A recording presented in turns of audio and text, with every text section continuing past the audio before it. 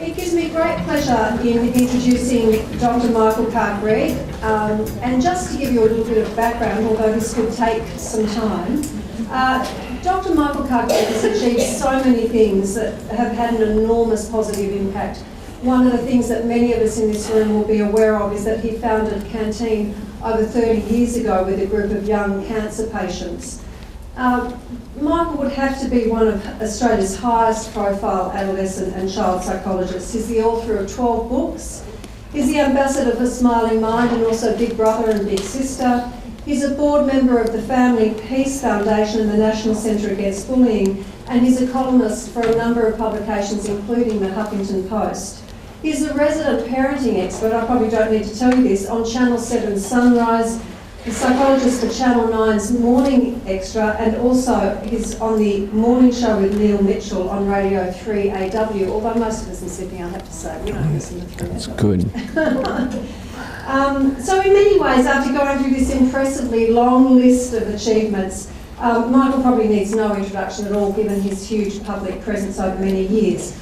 Of direct relevance to today's presentation, Michael consults to Innerworld, which is a joint project between PwC, the University of Sydney and the federal government, which delivers digital health solutions to promote mental fitness and ensure people, especially young people, ensure the right care at the right time. So today, Dr. Michael Carr-Gregg will be talking to us about the use of technology to promote wellbeing and diagnosis, and treating young people experiencing severe mental illness, particularly looking at the paradigms for screening for risk. Now, there will be an opportunity for you to ask questions of Dr. Carr-Gregg in the final 15 minutes. So the first 45 minutes will be the formal presentation, and then if you have any questions, certainly there'll be an opportunity to do that. So please join me in warmly welcoming Dr. Michael Carr-Gregg.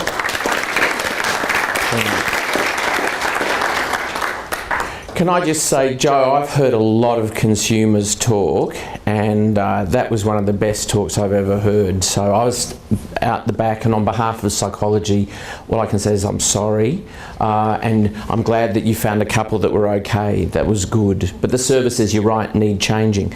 I also was a consumer. When I was 19, I was diagnosed with malignant cancer. And I sat in a hospital bed having been told that I had a cyst that was to be removed and it would be fine.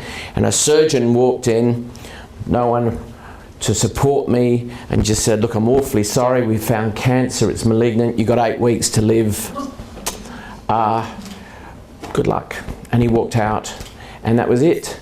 And so from that rather brutal experience, I did my PhD at the University of New South Wales, excellent university by the way. Finished, I basically sat on a cancer ward with young people for 4 years, just talking to them as they lived and died.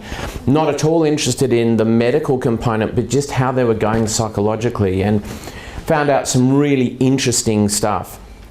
The medical people there, I think the paediatricians, the paediatric oncologists were really dedicated. They really wanted to cure the illness. But they had an assumption back in the early 80s that if they made the body resilient, the mind would follow. And of course it doesn't work that way. So I actually then kicked off Canteen with 5 remarkable young people, 3 of whom came from this side of town and sadly are no longer with us, but their legacy lives on, and I think it's probably the best thing I've ever done in my life.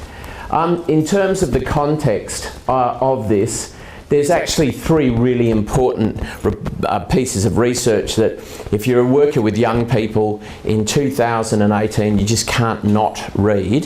The first would be the Mission Australia report, which actually will be released in 2018.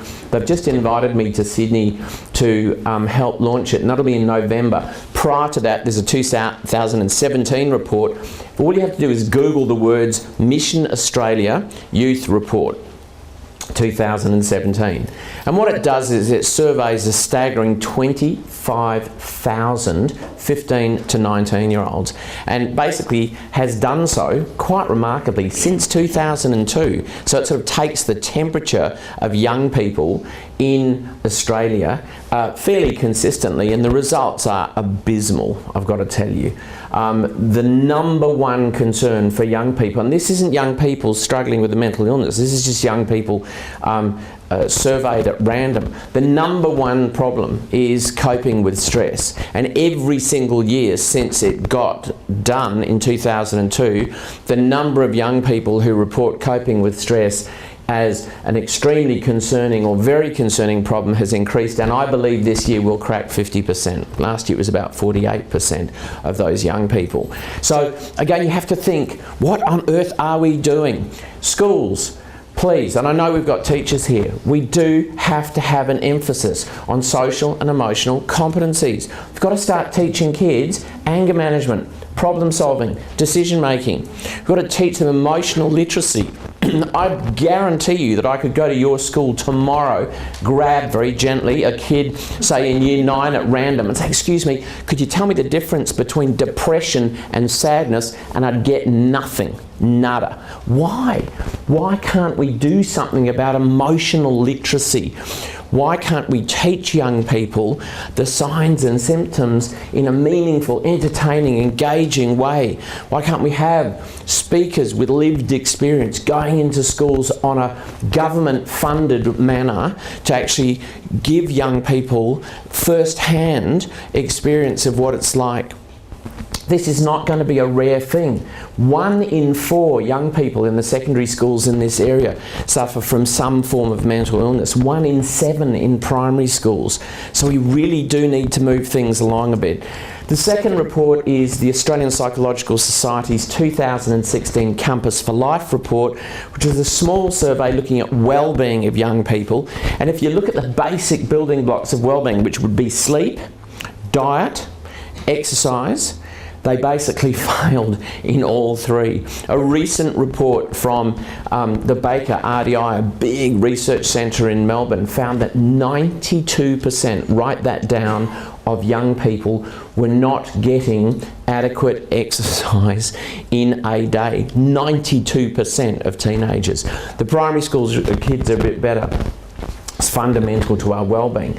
Diet was diabolical. 19% of young people were eating adequate fruit and vegetables once a week. So that was pretty dreadful. And 1 in 5 kids were having at least 2 cans of soft drink every day of the week. And we know that that's 13 teaspoons of sugar. So we have a lot of work to do in the social emotional competency area and the wellbeing area. But this is the report that should relate most to you. This was a report done by Professor Helen Christensen from the Black Dog Institute, used to be the Professor of Psychology at ANU, and is basically a beacon of common sense in a field of academics that sometimes just talk stuff I don't even understand, and I was one. But this particular report, what she did was she mined the data from the last 5 youth Mission Australia youth reports, and she came up with this concept of PSMI, probable serious mental illness, which is what we're actually all here to talk about. And as you can see, you'd have to be particularly worried if you were working with young women, because their rate seems to be increasing quite significantly. And for the record, you'd be particularly worried if you work with Indigenous young people, and you'd be particularly worried, as I said earlier, if you're working with girls. So PSMI, what does that actually mean practically? What it means is that this is a serious mental illness which will interfere with 4 key developmental tasks, and I really want you to to recognise the importance of these four things. The first is it interferes with your capacity to obtain, retain and maintain friendships. Now, why is that so important? Because if you talk to any psychologist anywhere in the world now, they'll tell you that the greatest predictor of well-being for young people is not being good looking, it's not having lots of money, it's not having more good life experiences or bad, it's actually having a rich repertoire of friends. That ability to obtain, maintain and retain friendships is so important. So if you've got a very severe mental illness, it's going to be very difficult, because if, for example, you've got a really severe anxiety disorder, what my clients do is they constantly ask for reassurance. Now, it's okay for them to do that to me, but not to their best friends, because their best friends get really bored with it after a while. So that's just one small example. The second developmental task is obviously going to school to acquire the skills for future economic independence. And many of my clients with very severe mental illnesses, they can't do that. They just don't have the psychological get up and go to do it, number one. Number two, they don't feel that people understand them, and some schools, not all, don't actually they're not flexible enough to take into account what the young person can and cannot do. So that's pretty important. The third developmental task is basically what I call finding your spark. What gets you up in the morning? Some very serious psychologists call these islands of competence, but it means basically what you like doing: art, music, dance, sport, don't care, drama, but something that gives you, particularly when you're growing up, a sense of identity. The biggest question for all the young people in the area that this PHN covers is, who am I? They're trying to find out the answer to that question. And one really good way of finding that out is by participating in what the community has to offer. My little boy at the age of 8 fell in love with leg spin bowling. If there's one sport you don't want your children ever to do, it would be cricket, because the bloody games last 2 days. Give me a game of basketball or netball, it's over in a flash, much better. But the fact is, that was his particular spark. Oh, and the school basically rang me up one day and said, your son has been nominated the drummer in the school band. So I got a bill the next day for drum kit and for drum lessons. But that was okay, because by year 9 they'd formed a band called the Naked Aliens. And the Naked Aliens practiced in my garage, and I found myself at the age of 40 the world's oldest roadie, because drum kits don't transport themselves. Just threw it in the back of the RAV4 and off we went. So I found myself, you know, still connected with kids at a time when most parents are sort of on the nose. So sparks are very important. And so we've got friends, we've got school, we've got sparks. Very difficult to have a spark if you've got a severe mental illness, trust me. And lastly, and probably most importantly, you've got to emancipate from mum and dad or adult carers. You've got to break those childhood bonds. How on earth do you do that when you're constantly having hospital visits and going to medical practitioners, and you know, you're not allowed out because you're on medication, and you can't drink because you're on medication? It's just really tough. So when I'm talking about probable serious mental illness, I'm talking about something that stops dead in their tracks the 4 key developmental tasks of young people. And that really does put, basically, it presses the pause button on their life journey. And that's why we have to take this so seriously. So it got a little bit of publicity. The ABC covered it, but none of the major outlets really cared that nearly 1 in 4 young people met the criteria. I'm not quite sure. I don't know what's wrong with the media. It's almost like after Pat McGorry, Ian Hickey, myself and whoever else has finished speaking to the media, they've got almost youth mental health compassion fatigue. It's like, oh, stop telling us about suicide, we don't want to hear any more. So even when I say to a journalist, you know that we have now the highest youth suicide rate in 10 years, they go, yeah, we know. Well, don't you think that's actually quite important? Yeah, but you know, we're not allowed to talk about suicide. No, that's not what Mindframe is saying. Anyway, they'll use any excuse not to talk about it. It's so frustrating. I'll shut up now. So the crucial components of service provision for my clients with serious mental illness are well known, and all of these things basically should be provided in an ideal world. And the one I want to talk about today is the use of technology. So interesting to hear you talk about psychiatrists and the fact that you know, actually access to one would be a good idea. I went to Muswellbrook recently where they'd had a young person take their own life, and there were 2 social workers there for the whole town, and that was it. There was no access to a psychiatrist at all, and I kind of think, well, how can that be? That's like, it's 2018. We should be doing better. What about telepsychiatry? Something. They didn't have any of those services available. So I want to talk about use of technology, and the big question is, why would you want to do it? Well, as of June 2017, and I'm sorry I don't have more up-to-date figures, but they haven't come out yet, about half the world's population has access to the internet, which is pretty cool. If you think that the internet was like invented around about in the early 90s, this is pretty amazing that we've come this far. There's a new website every second, and there's now more than 1 billion of them. Sadly, 1 in 3 of those websites is online porn, which is now the lead sex educator for all the people in your PHN.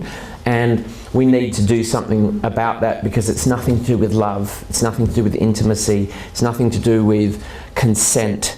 It's cartoon sex, it's performance sex. We have to educate our young people. If you've got children in this room, it's not a matter of if they see it, it's when. And if you talk to Susan McLean, the cyber cop that I really respect across Australia, she tells me the average age now that kids see it is 11.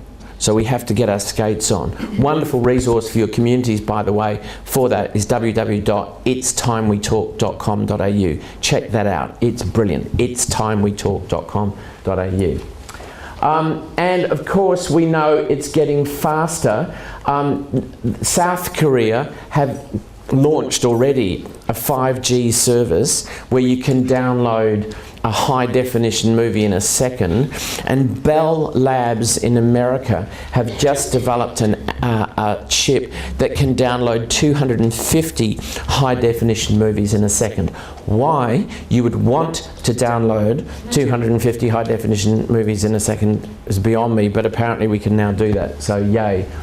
In April the 3rd, 1973, Motorola basically made the first phone call on a mobile phone, not a car phone, but a mobile phone, and that was 73. Since then, the ownership of mobile phones has gone up, and by 2019, they're saying 5.07 billion of these will be available. And that's about 62.9% of the planet has now access to the internet. Then actually more telephones than people now in the world, which is what. Hands up if you've got 2 phones. Just, yes, look at you. Disgraceful. Hands up if you're an Android person, or people I call losers. Okay, thank you very much. I mean that with love in my heart. You can't help it. So for my clients, and this is what you've got to understand, if you have a PSMI, then not for a clinician not to use their phone is like not doesn't make any sense. It's such a part of their world now. Now, there are some young people who have no interest whatsoever. I had a young person who I diagnosed with bipolar about 6 weeks ago, and she said to me, I can't stand internet, mobile phone, I can't stand apps, biometric devices. And I thought, wow, you've come to the right person. Not, that's what I specialise in. But I was able to dig back to my analogue practice, and I recommended a book to her, which I think is the best book for bipolar people ever, which is called An Unquiet Mind by Kay Redfield Jamison. If you've never read it, it's the single, you cannot work with me as a baby psychologist unless you've read it from cover to cover. I won't have you, because you don't understand what it's like to have bipolar from a consumer's perspective unless you've read that book.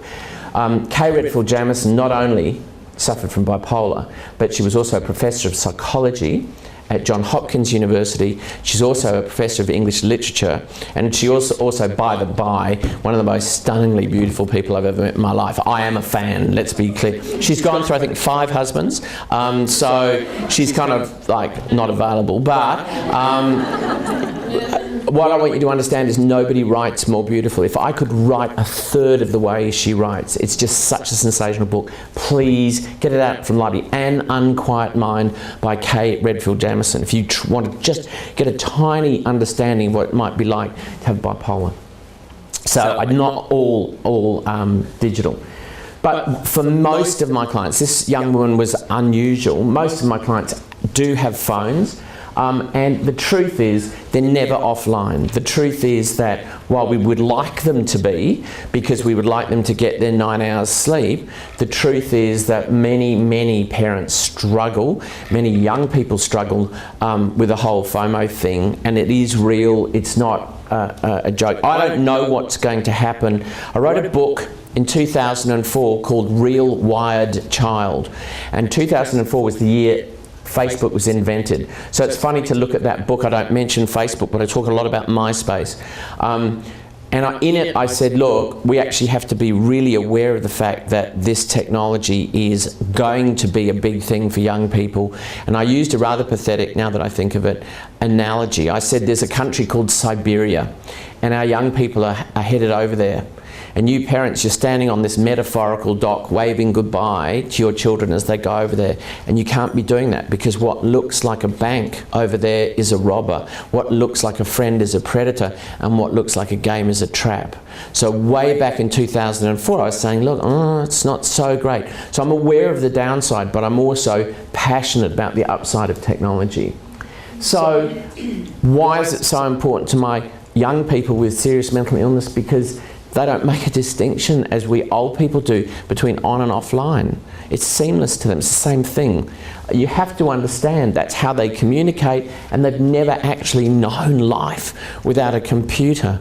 It's so extraordinary when I tell my children my first car phone, when it rang, the horn honked and the lights flashed. I kid you not. That was like amazing technology. But I also remember a time when you had to put 50 cents in one of those Telstra phones that were clunky, and people always put super glue in them. I don't know if you remember this, a long time ago. But that was how we communicated. It provides them with flexibility and confidentiality, which is so important. Think about Zuckerberg's business model. He figured out from university that one of the things young people wanted was privacy.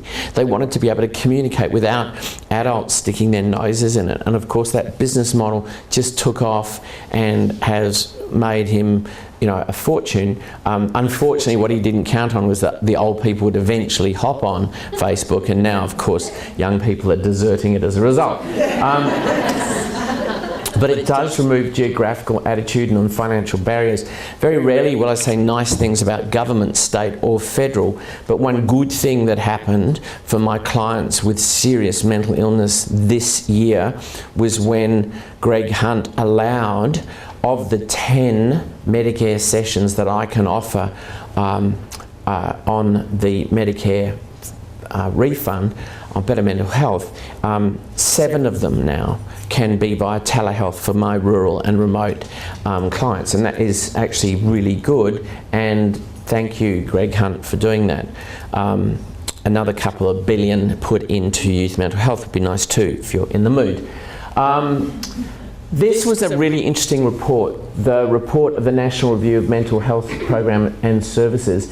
And look at their recommendation. They said if you're going to get serious about mental health, you have to basically go to technology. So this review, which was by the Mental Health Commission, basically the National Mental Health Commission recognised that we're kind of in this interesting situation. We have a choice about which way we go.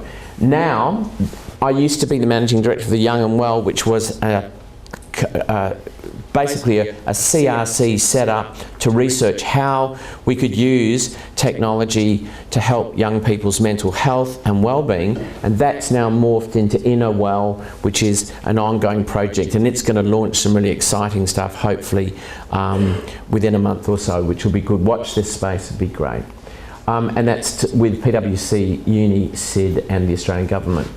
So I hate people who read slides, so I'm not going to, but you can see here why I'm passionate about e-mental health. The benefits to me are absolutely clear, and I think we need to recognise that if we want to help young people tackle those developmental tasks, then they're going to need all the help that they can. The geographical, financial, attitudinal barriers are huge. The truth is that not all of my clients find the right people to help them. One of the things that I think is really important, if we can empower young people with serious mental illness to take some control over their own well-being. So it's really interesting to hear about your experience with panic attacks. So I'm wondering, did anybody ever offer you an app for that? No, okay. I'm going to today. I'll give you lots of, hypothetical, Georgie, okay? She's a hypothetical client who's an amalgam of most of my clients that I'm seeing at the moment. So like 98% of her friends, she has a smartphone. So one of the things that she's having real problem with is sleep.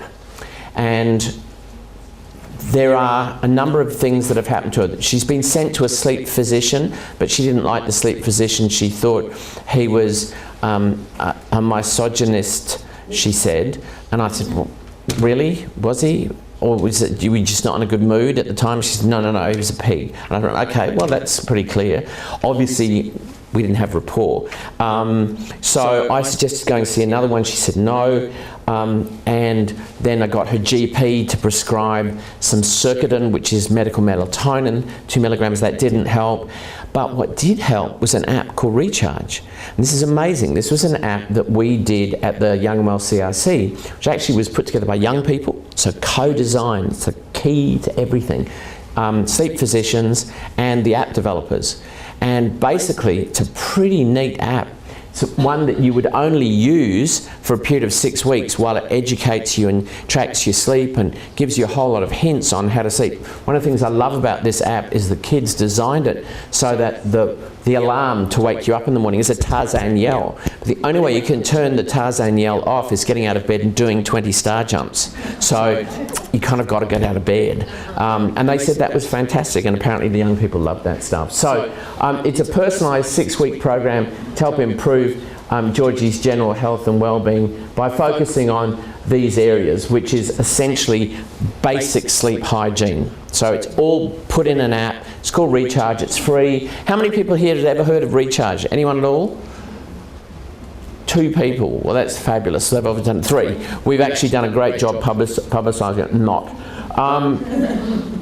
Panic attacks. So if you were my client, what I would have done with you is I would have got you to download Reach Out Breathe. This is an app which basically uses the phone in the camera in the phone, you idiot, camera in the phone to pick up your heartbeat and slow your breathing down. So it's really powerfully effective. Now, I don't just throw my apps. Joe's my client. I didn't say, Joe, here's an app, try it. We'd actually try it in my room. We'd actually practice it a couple of times. And then we would basically say, let's try it next time you're having a panic attack and see what happens. And the workshop that I run for psychologists, and I said earlier, really to the people who invited me really unsuccessfully, I'm trying to get psychologists to use technology. I run a workshop called, is that a psychologist in your pocket? And I'm trying, you've got to have some humour, don't you, Joe? It's very important. And I've been incredibly unsuccessful in getting a lot of psychologists to use technology. I've failed miserably, actually, it's the truth. I'm not giving up, but we've just got to come up with a new technique. But this, to me, is an absolute no-brainer. We know that slowing the heart rate can basically increase levels of calmness. We know that if we keep it simple, stupid, KISS principle, very important. We can actually, the graphics are so beautiful on this app. It's so straightforward, anybody can use it. And it means that she has something in her bag. She literally has a psychologist in her pocket which she can pull out when she needs it before she goes into full-blown panic attack. And that's a really useful tool to have with her. And I think as a psychologist, all you're saying is, hey, I know about this app. I think it might be useful. Would you be interested? Yes. Shall we try it in the session? Yes. And no pressure, but you might like to try it once you're out in the big wide world and see how it goes. So we're exploring this together. It's a together thing. It's not a I'm doing this to you thing, or I'm telling you to do this. There's way too much old people telling young people what to do in 2018. You just got to shut up and actually go with the flow. Help them. The other thing I'd probably give you is reach out worry time. Now this uses a very basic principle of managing anxiety, which is saying to a young person who has quite severe anxiety, hey, why don't we create a worry time? And they go, what are you talking about? Well, what's the thing you're most worried about at the moment? Oh, I'm worried about school. I'm worried about my HSC, it's driving me insane. I'm really worried that I'm going to fail, and I think I am my ATAR, and I think that if I don't get a good ATAR, I will be destitute, poor, and I'll be homeless. And I'm thinking, okay, well, we could actually look at the reality of that. And what I'd love you to do is play an experiment with me. What experiment? I hate your experiments. No, try this one. It's really good. It's about downloading an app. What's the app? It's called Reach Out Worry Time. Let's do it now. I'll show you how it works. So the way it works is you basically choose a time in the future to really sit down and worry about this whole ATAR thing and the whole HSC thing. And you postpone the worry. And you choose a worry time, and then the phone reminds you when it's that time to worry and gives you strategies to deal with it. But the beautiful thing is, you've got to understand the basis of an anxiety disorder is that you think the anxiety controls you. Simply by plucking that out of the air and putting it in your phone, you've shown the young person that they can actually exert some control over that anxious thought. Yay! Step one in beating this thing. Because theoretically, anxiety should be, by itself, not with all the other things, one of the easiest things to treat. So have a look at that app. See, download it. It's really well worthwhile having a look at. The other thing that I would have done straight away is I would obviously, and I think Joe talked about this a little bit, the psychologist helped her to challenge her thoughts. In the olden days, what we used to do in cognitive behavioural therapy, particularly with people with very severe mental illnesses, we'd give them sheets to take home and go, right, we want you to do this homework. Like, there's no way they're going to do it. You just knew that those sheets were screwed up before you actually left the building. So now what we've got is Mood Gym. Now Mood Gym is one of the oldest, most reliable, most valid online cognitive behavioural therapy treatments going around. So it's based on a therapy which we know works. On top of that, it's been subjected to 7 randomised controlled trials. So this isn't, from the University of South Succotash. This is serious research. And it was designed, by the way, by Helen Christensen when she was Professor of Psychology at ANU. So it's really, really good. It's just had a bit of a facelift, so it looks a bit more contemporary because it was 20 years old. And what I'll do is I'll take my young person through the first bit where they literally just give them a questionnaire so that the young person can think about their self-talk. For those of you who aren't quite understanding the importance of self-talk, self-talk is like this radio station that you have, Michael FM, and it's playing in your ear every single second of the day. It doesn't take callers, but what it does do is it actually determines what you think, and it determines how you feel, and it determines how you behave. So if we can get people to recognise that the radio station they're listening to isn't helpful, and we can teach them to change the channel, to challenge those thoughts, to replace them with much better, much more uplifting, much more flexible self-talk, baby, we're really on the way to recovery big time, particularly if we can entrench that in the way the brain works and we can make it just our default position. This is beautiful at supplementing the work we would do in session. So instead of giving Georgie homework, which is just an anathema to her, what we would do is we'd suggest that she do 1 or 2 of these modules. What's happened? Oh, I've knocked that off. So, one of those modules, and it makes such a big difference. So if you've never heard of this or never done it before, please, it's really good for depression and anxiety, and it supplements what we do in our sessions with the young person. There is also a program which was run by the Brave, it's called the Brave program, run by three Queensland universities and sponsored by Beyond Blue, and it's called the Brave program. And again, this is Professor Griffith's program, very good for anxiety for 12 to 17 year olds or 8 to 12 year olds. So it's really for the young ones, not so much for the older adolescents or the young adults, but still really useful tool. I looked at this the other day with a client, and there's nothing that this program does that I don't do in my clinic. So I basically would, because I've been trained in the same way that the people who put this together was trained, it's the same process that I would use with a young person with a severe anxiety disorder.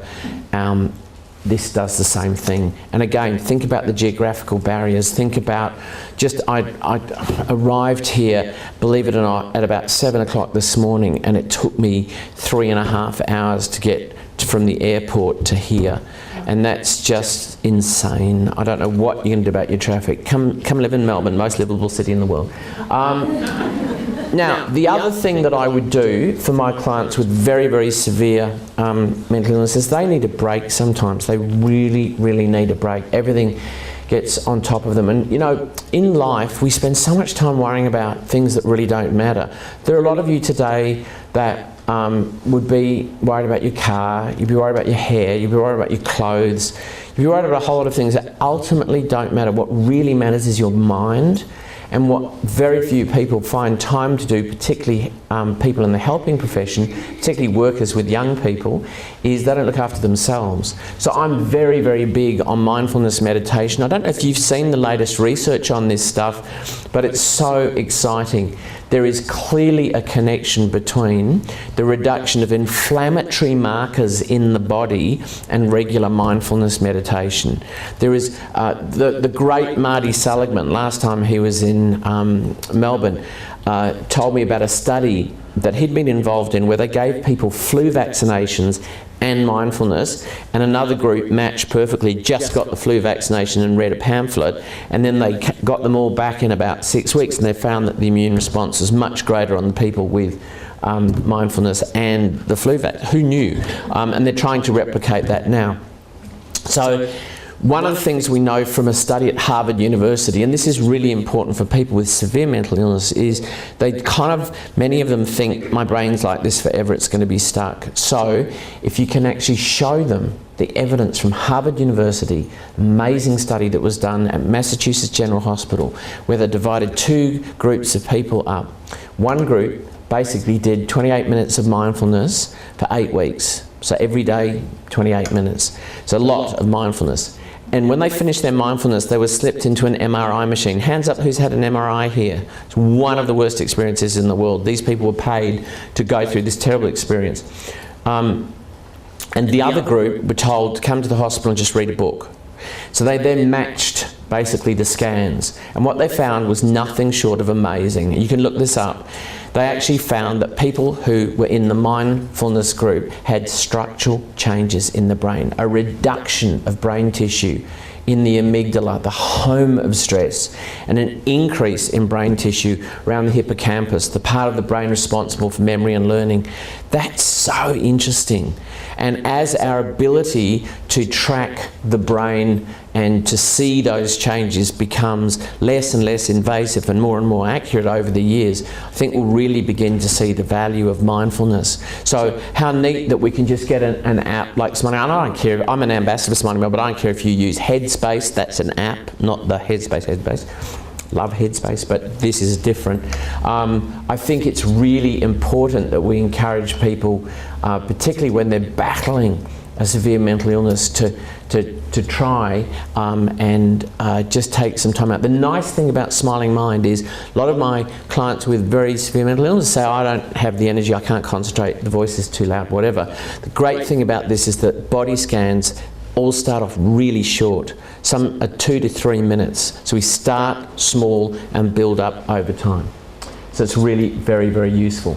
this particular program also has a unique developmental perspective which you don't see in many apps, in that it is literally divided up into 7 to 9, 10 to 12, 13 to 15, 16, 18, and there's an adult version as well. So that's what we need with apps, and they're now looking at gendered apps, which is such an interesting area. Probably wouldn't please Andrew Bolt, but I don't care.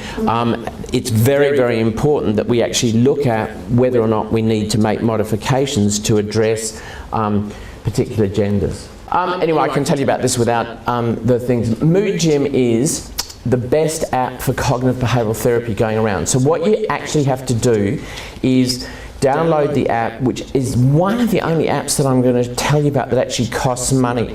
Now you have to remember that young people are price sensitive. It's incredibly expensive to be a young person in 2018.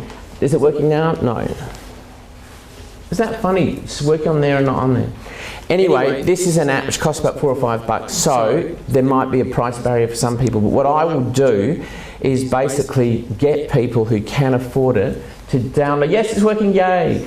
And what it does is it reminds her to use the techniques that I've taught her in cognitive behavioural therapy, and reinforces the principles of you can feel better by changing how you think, develop self-awareness, etc., etc. Other things that I really would like you to know about: the healthy eating. So the latest research, I don't know if you've ever been to this website, it's called the Food Mood Centre at Deakin University. So way back in 2010, a young, I think she was the senior lecturer at the time, called Felice Jacka, J-A-C-K-A, Jacka, published an article on the front page of the American Journal of Psychiatry, which is like for them winning the gold medal. These academics love being published. But what she did is she posited a really interesting idea that we should develop a form of psychiatry called nutritional psychiatry. She posited a link between mood and food. And she started showing in very, very clever studies that there was a link. Now, her research is accepted right around the world. She started the Mood Food Centre at Deakin University, got a fabulous website, please check it out, particularly if you work with young people, because one of the things that I would do with all my young people with serious mental illness is say, listen, you know how much I really want to help you. I'm going to give you some advice. I'd love you to run an experiment for me, like another bloody experiment. But this is worthwhile. I want you not to eat any McDiet, any KFC, any junk food for a whole 2 weeks. And instead, I want you to have a Mediterranean diet.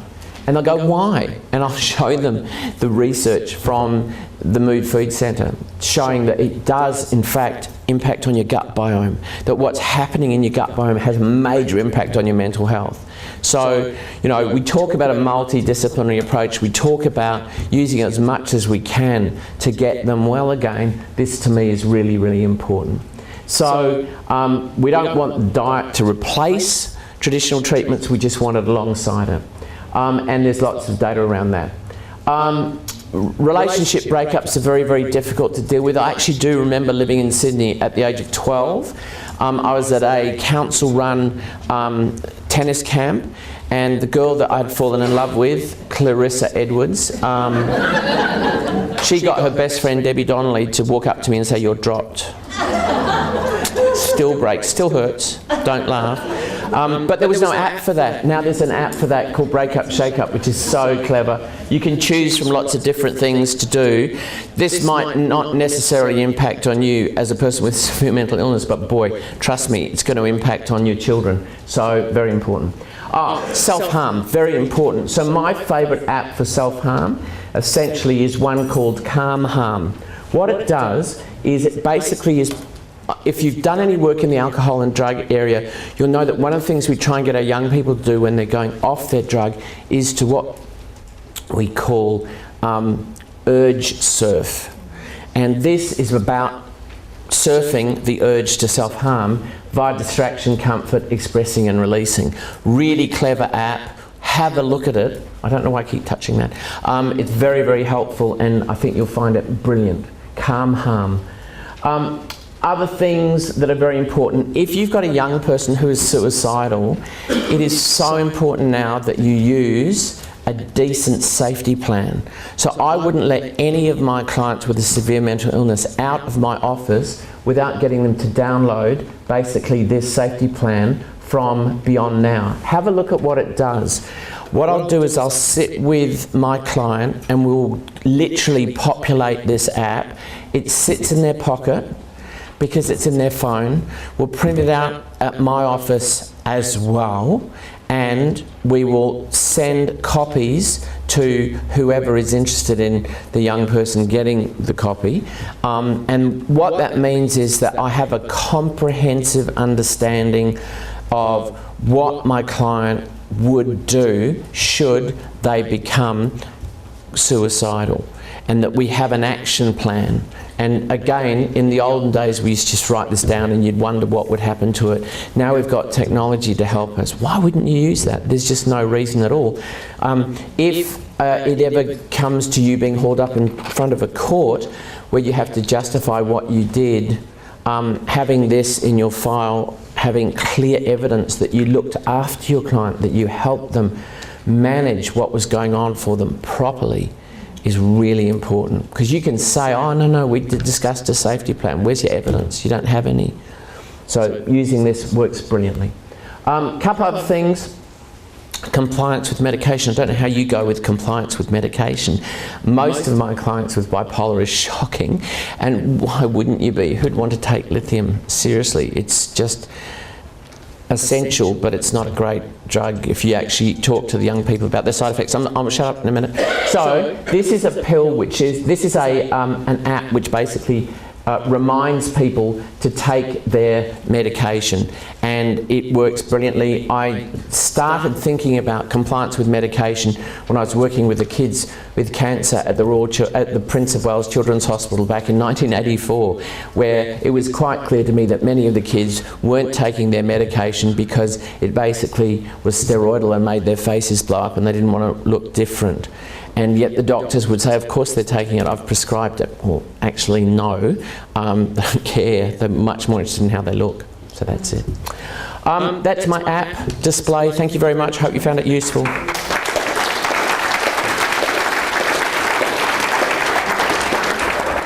won't go away because we have time for questions now, and I'm sure there are likely to be questions from us as a group. So, and I think that we've got some roving mics as well. Aha, pretty far over here, and Jay as well. So, would anybody like to ask the first question?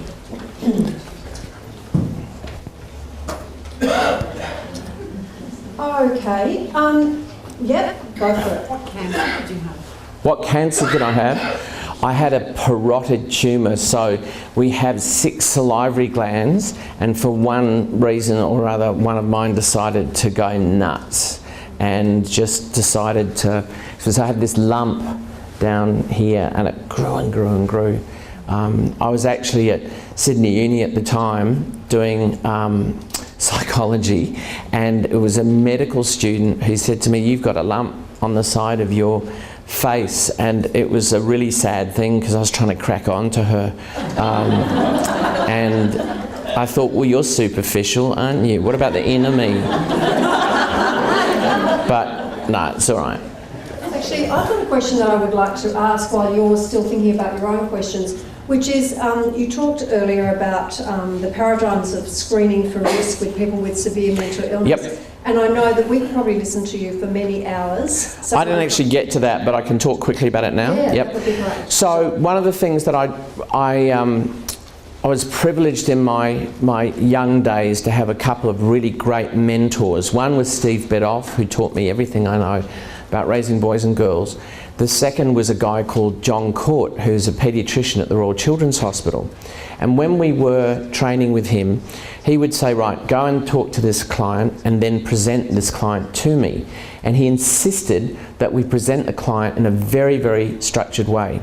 He said, every single young person you ever talk to has 4 worlds. The first world is their inner world, what's going on inside their head. The second is their perception of their family, their perception, this is the third world, of their school or workplace, and their perception of their peers. And he said, you will never, ever be able to formulate any sort of treatment plan for any young person unless you have a clear understanding of their perception of those four worlds.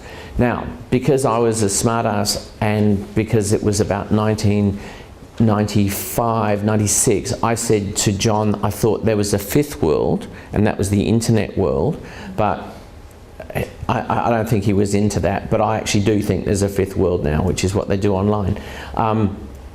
What we try and do now is divide their perception and the facts of their four worlds into risk and protective factors. I don't know if you're familiar with the work of Catalano, Hawkins and Miller, the social development model, but what they've done is they've actually listed 50 years of research telling us what the risk factors are in each of those four domains. They actually have a fifth domain, which is community, but what it does is it gives rock solid evidence base for what we're talking about. So one of the things that I do is I run a workshop for workers with young people where it's called assessing the young person at risk. And what we do is we go through these four worlds, we go through case study after case study after case study, looking at the research showing which factors predict which outcome. And it's all very scientific, it's all very, very clear. And theoretically now we've reached a stage in psychology where if you do this properly, you can predict, if you do nothing, precisely what's going to happen to that young person, but you can also formulate interventions that is designed uniquely for that person, for their balance of risk and protective factors in those four particular worlds. So it's very, very exciting, it's very important, that's a great paradigm for assessment. The other one that I look at is essentially one around resilience, because once you've got a young person to a certain point, there's no point in going, okay, fine, you're better now. What we want to do is make sure they never come back. And we look at the word resilience in terms of the capacity for young people to face, overcome, and be transformed by adversity. So you'd know all about this, but in fact, we now have good data about what predicts a resilient outcome. It stems back from research done, believe it or not, in the early 70s by a brilliant psychologist called Emmy Werner. And what she did is she studied an entire birth cohort on an island just above Hawaii called Kauai. And she chose this particular island because all of the adults on this island were incredibly dysfunctional. High levels of mental illness, high levels of drug and alcohol use, high levels of unemployment. But she chose this birth cohort and she followed them through for 15 years just to see what happened to these children who basically were born in circumstances of pervasive adversity. Would they develop mental health problems? What would happen to them? Well, after the 14 years, she discovered 2/3 of them crashed and burnt. The apple didn't fall very far from the tree at all. But, and this was the interesting thing, 1/3 of the kids supervened their circumstances and actually thrived. They did really, really well.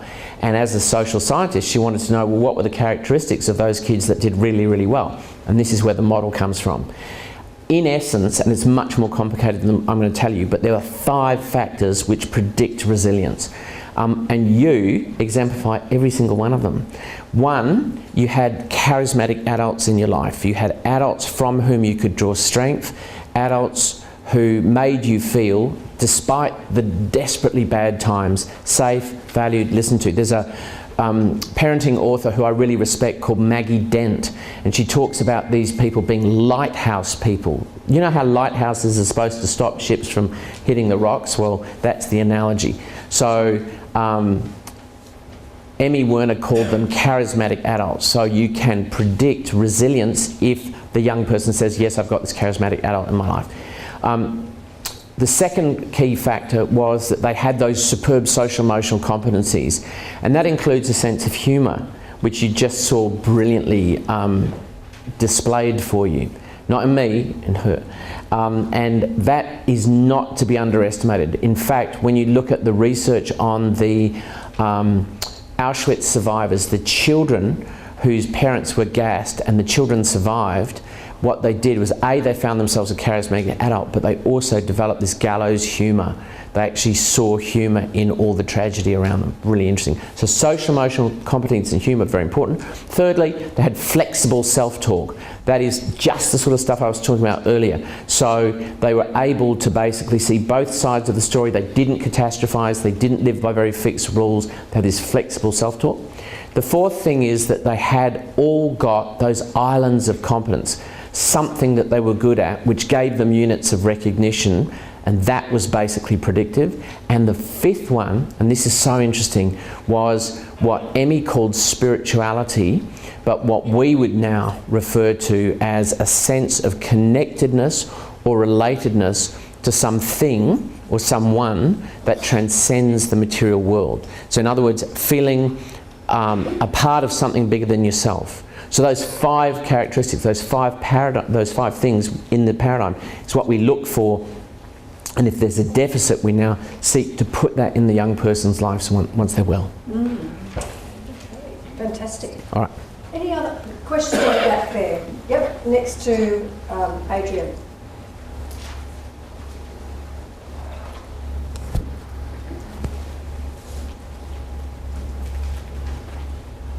Thanks, Michael. The list of your apps has been fantastic. I'm going to use and probably put it on a poster in my room for the young kids.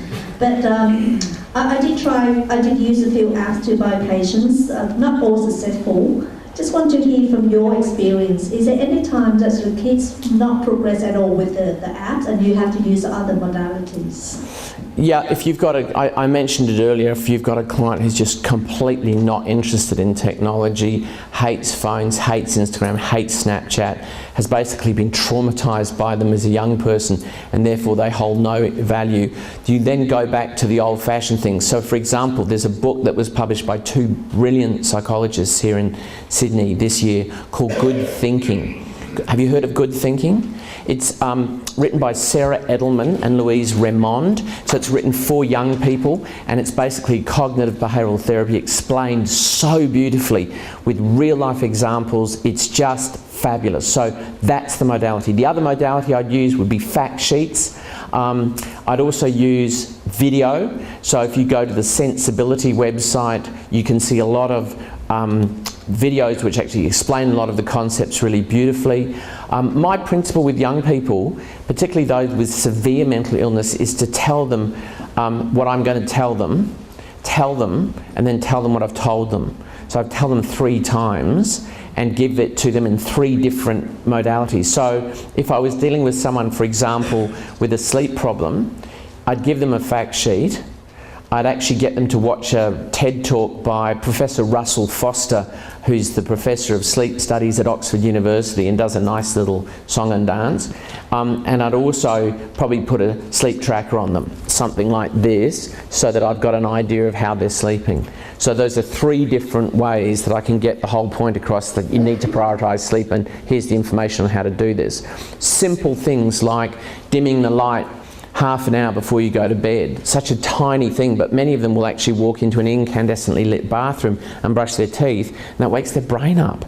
And they go, I can't sleep. Well, duh, you know. Try dim light. So those are the sort of modalities I use. Okay, you're welcome. I think we've got time for one more question down the back. Yeah.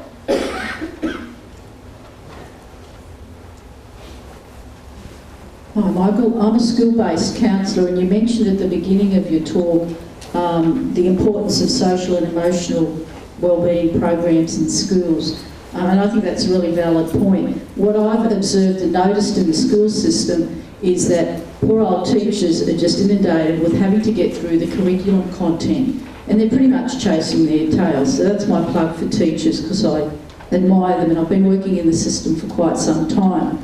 I'm just curious and interested in what your thoughts are about how we get that to happen in schools, because for the most part it's generally an add-on to teachers and pastoral teams. So I'm really curious about your thoughts and ideas about how we get that to happen from an educational point of view in probably a more broader perspective.